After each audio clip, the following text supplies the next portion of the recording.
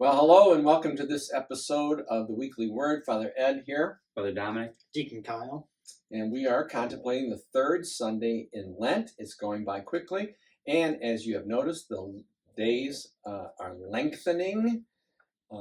And thus the origin of our Old English word Lent, the lengthening of the days. So we are looking forward to the light of Christ being born in our hearts again this Lenten season.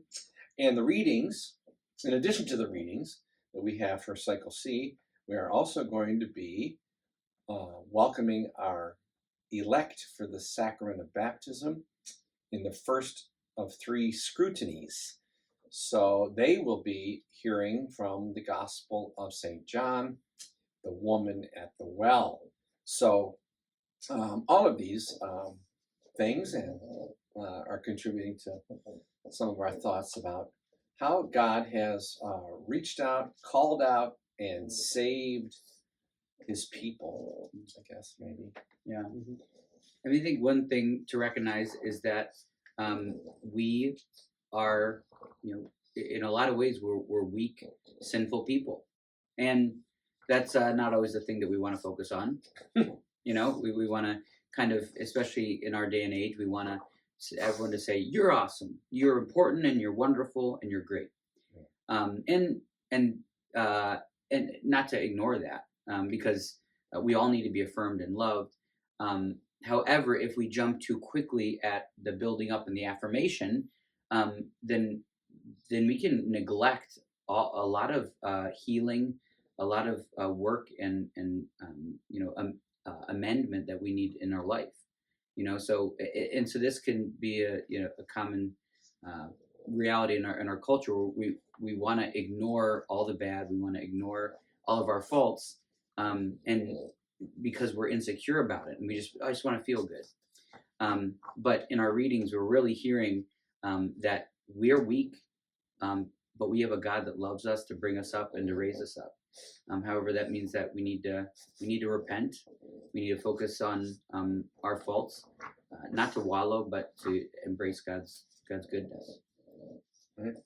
Yeah, in our gospel, Jesus kind of goes on this long thing about these Galileans and these other people who have died. But at the very end of the gospel, he gives this little parable about the fig tree that isn't, for years and years and years, just isn't producing any fruit. And so the owner or the gardener says, we're done with this. We're going to tear it out. We're going to burn it. It's not any good to us. But the voice comes or the gardener or another gardener says, no, we're going to allow me to take care of it. Allow me to cultivate it. And we'll see in the next year or after how it bears fruit. Just let me take care of it and care for it in the right way. And I think often when we hear that gospel, we might often think, ooh, I don't like that, because that almost sounds like God's the one that's accusing us, like, what have you been doing for me? What have you been doing to spread the gospel? But I think it's really the other way around. Like, God isn't the one that's accusing us. Accusation is the work and the title of the devil. But it's so often in our own lives, we, maybe there's moments where we reflect and think, gosh, what have I done with my life? What fruit is there in my marriage, in my family, in my work, in my social life, in my faith life?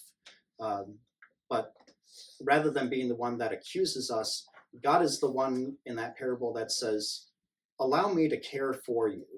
Allow me to take care of you in the way that I know you need to be cared for. And fruit will come. It'll be painful. It'll take time. But turn to me, right? Our psalm is, the Lord is kind and merciful. The Lord is asking us to turn to him, seek his mercy, seek his kindness to be able to embrace it and bear fruit in our lives. Yeah, it reminds us, right, for that Thanksgiving for the patience of God. Mm-hmm. I don't know that I'm the most patient of people, but I can wait for the promised fruit without becoming too discouraged. And maybe that, I think the first reading, this God that tends to us and cares for us and prunes us and brings us out, he also the God who says to Moses, I have heard the affliction and the suffering of my people Israel.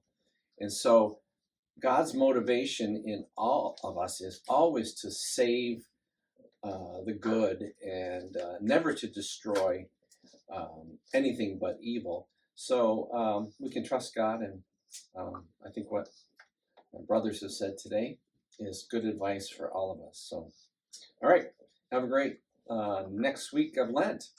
Peace.